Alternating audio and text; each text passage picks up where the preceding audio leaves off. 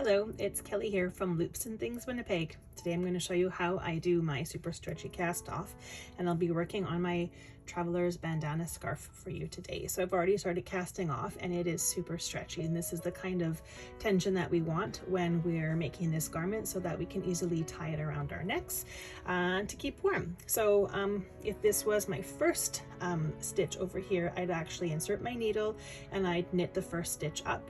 Let's pretend that I just finished that. So I have that first stitch already knit onto my needle. Instead of putting my needle into the next stitch, wrapping around, pulling up my stitch, and then passing my first stitch over my second, I'm actually going to create an extra stitch in between these two. So here's my worked stitch. I'm going to wrap my yarn around, knit into the next stitch. Now I have 3 stitches on my working needle.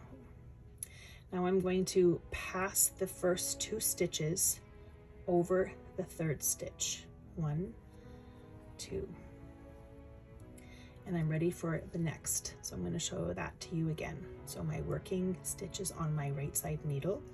I'm going to wrap my yarn around, insert my needles into the next stitch. Now I have 3 stitches on my working needle.